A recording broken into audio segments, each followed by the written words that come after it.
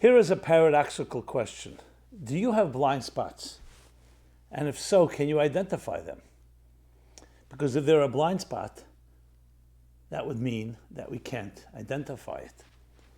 So how do we ever discover how to get beyond our blind spots? We all have prejudices, biases, self-love, denials. Please join me in this part 3 of a new course, the Chassidic approach to dealing with loss and failure. How to not be your own worst enemy. Hi, this is Rabbi Jacobson. I welcome you to part 3 of our new course, the Chassidic approach to dealing with loss and failure. How not to be your own worst enemy. Here's the paradox. All of us have blind spots, right? If we have a blind spot, then it would seem to suggest that we can't identify it. That's the very meaning of a blind spot. I remember someone coming to see me. He was having difficulty finding the proper soulmate.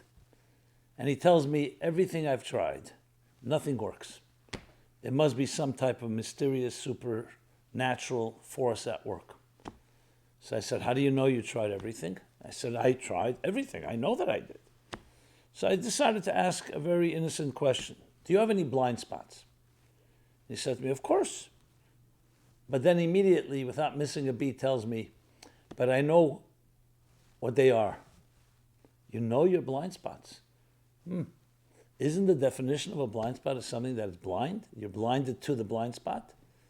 Yes, it's true that we may sometimes know we're subjective. For example, if we're stating opinion about ourselves or about a loved one. So we should recuse ourselves if you want a truly objective perspective. But the biggest blind spots in our lives are ones we don't know. It's like the things we know we don't know, and there are things we don't know we don't know.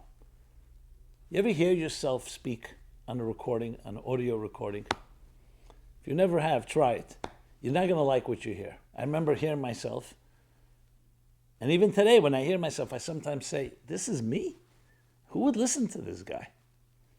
Your voice that you hear when you speak is not the voice you hear when it's recorded. That means others are hearing you different than you hear yourself. Now that doesn't necessarily mean anything wrong with that, but it just goes to show you that some things we're so sure of. And we think, what I say, I definitely hear myself as good as anyone else does, but the voice is somewhat different. It becomes even deeper when we have our emotions involved, which are by definition subjective.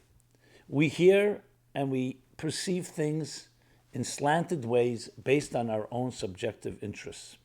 Something is very uncomfortable, very often we'll avoid it, we'll minimize it, unless we have no choice. And even then, why is that the case? Because that's the way emotions work. It actually is an advantage when it's working in a healthy way.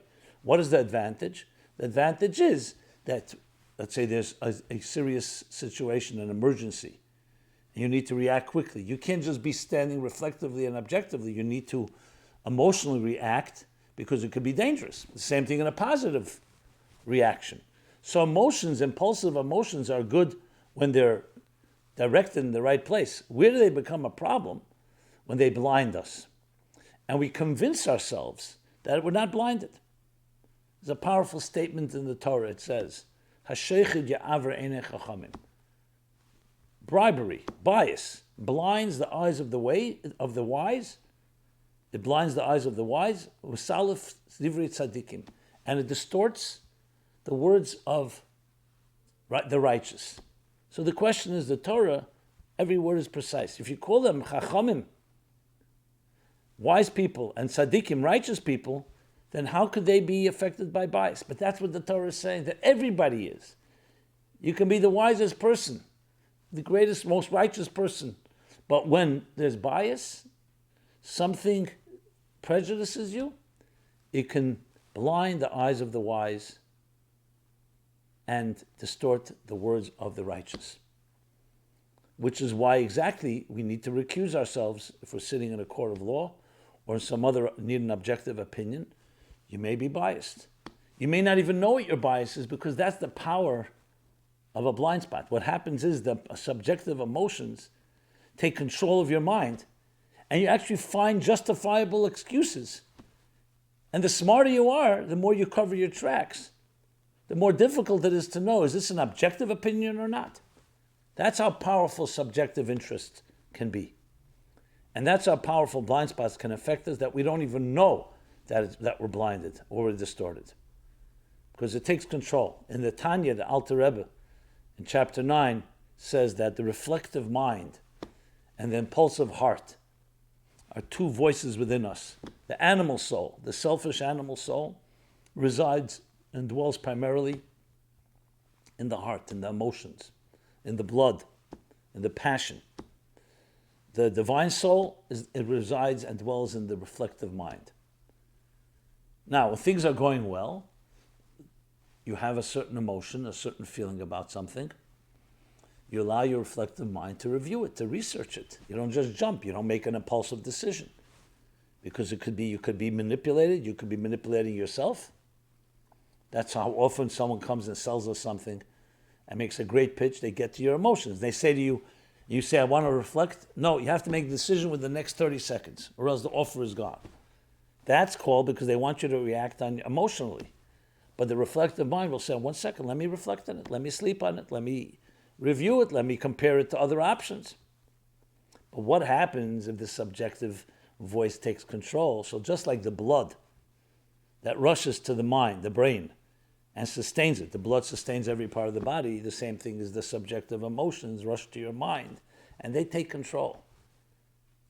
And you can convince yourself that the mind is being objective, when in truth it's completely under the control of the subjective emotions. This happens all the time. Self-interest, and then you justify it. You make the target, and then you shoot the arrow to the target you want it to be. You have a preconceived notion or a foregone conclusion, and then you find ways to explain it. And at times you're not even aware that you're doing it. Why is this so relevant to our discussion? Because when we're dealing with loss and failure, with any challenge and setback, the most difficult part is not the intelligent review of how to grow through it, how to see it as a stepping stone, as we discussed in the first 2 parts of this course, as a stepping stone, as a means to a greater level of growth. The most difficult part is that we get overwhelmed by the loss and by the failure. It demoralizes us to the point that it can actually make you feel weak, hopeless. I can't get through this. I'm damaged goods, something wrong with me. In other words, it affects your emotional subjectivity, that you end up becoming or could become your own worst enemy. So even if someone's there to help you, to see it through, but emotionally you're feeling down. You're feeling, look what happened to me. I was fired, got divorced, there was a loss in my life, a setback. I had it all planned. I invested time, energy, money. It didn't work out. So we must deal with that emotional reaction. In the first 2 parts of this course, we discussed the very nature of loss, failure, and how it can and should serve as a catalyst to catapult us to greater growth. We discussed the cosmic elements of it, of the tzimtzum, the divine cosmic concealment, of the shvirat hakelim, the shattering of the containers. But part of the shattering of the containers and the concealment is that it causes us to feel down. And then all these books and all these ideas and all the methods almost are naught, because you're not feeling empowered. So if someone were to give you all the resources you need, but you don't feel motivated to do something with them, what do you think will happen? Let's say you're dealing with any type of adversary, a situation, a challenging situation, and you're told, here, we're going to give you everything you need, the money you need, the tools you need, the instruments you need, the ingenuity, but you're feeling down. What happens? You can't win a battle. You can't fight a battle if you're feeling demoralized. In Tanya 2, in chapter 26, talks about the depressed, anxious state, the anxiety that comes from any given situation. real or imagined. What happens is that the situation makes you feel weak. And he gives a very powerful analogy. Imagine two people wrestling with each other in a battle. One may be stronger, but if you're feeling down, depressed, and not confident, you will most likely lose, even though you're technically stronger. Because it's not just the resources, the strength you have, it's also your attitude. That is why it's so vital to address blind spots, to address, are you being your own worst enemy? Because without that, you can have everything given on a platter, but you're not there. There was a custom, I guess in old armies, the armies of old, the military, would go out to war. Even before the first battle, they would sing a victory march. That's what they would sing. But they haven't even fought a battle. But it's critical that they go in with a positive attitude. We will win this battle. If you don't have that winning attitude, called psychological warfare, you see this in warfare, you see it in sports. You can have the best athlete, the greatest tennis player, the greatest chess player, the greatest any player. And then they get into a funk. Maybe they have a loss or an injury, or something gets into their head. So they have all the techniques. Nothing changed. They're still the greatest. But something inside of them, they don't have that confidence. A good coach will help kick them in their pants and push them and motivate them. You know you have the talent. You had it yesterday, it didn't go away. But something, you lost your touch, you lost your edge, you lost your mental focus. Or on the contrary, you started focusing on yourself and on your methods instead of just letting go and let your talents work. That's why you need experience. You hear very often in a Super Bowl, in a World Series, in a playoff. You need experience because experience deals with that X unknown factor, which is the attitude of the person, not just the skills, not just the methods. And the same is true when we're dealing with our challenges. When things are going well, we may not see the need for dealing with our blind spots. The truth is, you always want to be able to deal with it.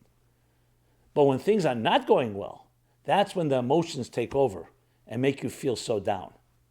That's why it's critical then to recognize that you should not become your own worst enemy. But then the big question is how? Well, how do we do that exactly? If a blind spot is a blind spot, like let's say a blind spot and you're driving, there's a certain part of the car, you look in your rear view mirror, which is basically usually to the rear right. There's a blind spot. That's why we have to look back. Also, maybe today they have some new mirrors, but bottom line, we all have blind spots, especially when it comes to our own interests. You don't want to hear bad news, and blind spots can go the other way around also. You might don't want to hear good news. You're convinced about a certain self-perception that may or may not be real. So the question is, fine, we've established the importance of dealing with it, but how do I deal with it? I am down when something fails. When I lost something, or when I failed. I'm down, I'm demoralized. And that blinds me. How do you expect me to get out of that? So there are solutions. So let's discuss now a few of the approaches that we take. The first thing is awareness is half the cure of a problem. Knowing that you're subjective, and knowing as well that you may be subjective in areas that you're not aware of. In other words, just knowing that you're subjective and that you have blind spots doesn't mean you know where they are. You may know some of them, either due to past experience or due to your own awareness. You've come to understand that you're weaker in certain areas. There's a certain soft part of you that people can take advantage of. That's one thing. But awareness of the fact that you may not be aware of what that blind spot is, don't ever underestimate the power of that. Because that gives you a certain edge. Now that you know that, now let's figure out how to compensate for it. So a few methods. Firstly, maybe the simplest of all, the thing we mostly don't do, and that is turn to a friend, to a trusted friend who can offer you objective perspective. But there's one condition. You need to be ready to turn to that person and ask and listen. Very often we turn to someone and we just want them to reinforce our pre-existent condition, our pre-existent opinion. Be ready to hear something you may not like, that may differ that may disagree with what you initially thought. That's the whole point. Very many people go actually to objective advice and they don't listen. I've heard accountants tell me, my clients pay me top dollar, but they don't want to hear my conclusions. They don't want to hear that I made a mistake. That they don't want to hear that. The client doesn't want to hear that he made a mistake, he or she made a mistake and lost $2 or more million that year. So why are they paying me? Because they know that it's important to have a consultant, an advisor. Many of us don't want to hear something uncomfortable. And very often we turn to someone just to really validate what we already think we know, which of course makes it much worse. Not only are you your own worst enemy, even you're schlepping another person in, and even though they're supposed to be offering you objective advice, you're making them also part of your opinion. It's like that doctor that says, I'll tell you when you need a second opinion. My dear doctor, the whole point of a second opinion is not when you tell me, because then it's an extension of you. I want a second opinion that you don't tell me. Or the joke goes about this narcissist, goes on a date. And for 2 hours he's talking about himself. Then he turns to the woman and says, okay, enough about me. Now what's your opinion about me? So from one level of narcissism to another level. First he speaks about himself, then he thinks he's being open. He's letting her speak about him. What about her speaking about herself? Maybe you listening to another? So blind spots have their humorous side, their light side, but they also have their serious side. The statement in the Pirkei Avot, in the Ethics of the Fathers, Kanei lecha chaver, acquire a friend. Before that it says, Aseh lecha rav. So let's break it down into two. Appoint a mentor, a teacher. So the Mishnah in the Pirkei Avot gives us two pieces of advice how to deal with blind spots. The role of a mentor, Rav, is more of an authority. He knows more, there's respect. It's almost like giving you a ruling on the topic. A friend is more of an advisor. An advisor means you're consulting. Each one has a quality that the other doesn't have. The quality of authority is that you're getting a very solid position from a professional, a successful, experienced professional. A friend doesn't give you an authoritative position, it's more discussing. On the other hand, the authoritative position is not necessarily an equal with you. In most cases not. So what he or she is giving you is an authoritative position, but not necessarily getting into the details that a friend can get into, more of a colleague, someone that you're close with. So it may not be an authoritative position, but it's far more personal. So each one has an advantage. Sometimes we need that authoritative position just to tell us that's how it is. And sometimes you need a friend to talk it through, to even cry on that person's shoulder and get beyond the blind spot. Both are necessary. So there you have two methods, but there's more. Another is to introduce something new in your life, besides another opinion, but also a new fresh air. Infections fester when everything is closed up. Fresh air is a healing agent. What's fresh air? Our prejudice and biases are sometimes so deeply embedded we don't even notice them, as we discussed. Fresh air means reading a new book, going to a new class, trying something different. Try to juggle. Get your neurons working in new ways. Go online. Study or learn something perhaps that you've never done before, and maybe something that even may initially be something that challenges you. Allow yourself to be challenged. What it does to the person is it allows you to transcend your deeply embedded prejudices and blind spots. Now, it may not directly challenge you as another opinion may, but it just opens you up and makes you more flexible. It opens you up to breathe and hear other viewpoints. The last thing you want is to live in that stale, toxic air that you're constantly recycling and listening to people that you're always around with. They just reinforce and validate old prejudices and patterns and routine. Yes, it's more comfortable, but it's not more growthful. So that's advice number 2. These and many more methods are actually tools to help us not be our own worst enemy, which is vital in the process of dealing with loss and failure. Because you don't want the loss and failure to blind you, to lock you up. You want to be able to say, okay, this is what happened. Let me hear another approach. I remember a situation in my own life, my work, where there was a real setback we had. An important person who was working with us, moving on. There was nothing confrontational and nothing bad blood, but it was challenging our whole system. We were gotten to a certain groove, and we were rolling. And I remember talking to someone, a friend, also an advisor, and he put it into such a different light. He said to me, that's a gift you have. You now have the opportunity to revisit, which most people don't do properly, your whole operation, all your work, and figure out how to grow to another dimension. And it's true. As long as you're still with that person who was good, was very good, especially at that stage, so then a certain comfort settles in. And it was absolutely correct, exactly what I needed to hear. I didn't want to hear it initially, but it was 100% right, and the results were very clear. It opened up a whole new opportunities, a whole new level of work. This happened many years ago. And I'm sure it happened more than once in my life, in my work. I'm sure it happened in yours as well. So to go back to the discussion here, there is in Torah and Chassidic and Kabbalah methodologies that help us deal with every aspect of loss and failure. We've spoken about the very dynamics of loss and failure. We've spoken about the cosmic dynamics, the spiritual roots. But we have to also address the person, because at the end of the day, all these theories are only as good as the person who's implementing it. And as implementers, we need to recognize our strengths and our weak points, weak spots, blind spots. And we could get out of our own way and not be our own worst enemy. There are different lessons for this that we learn from different historical events, even in the Bible itself and the Torah itself. When Adam and Eve ate from the tree of knowledge, famous story in the Garden of Eden. It's called knowledge of good and evil.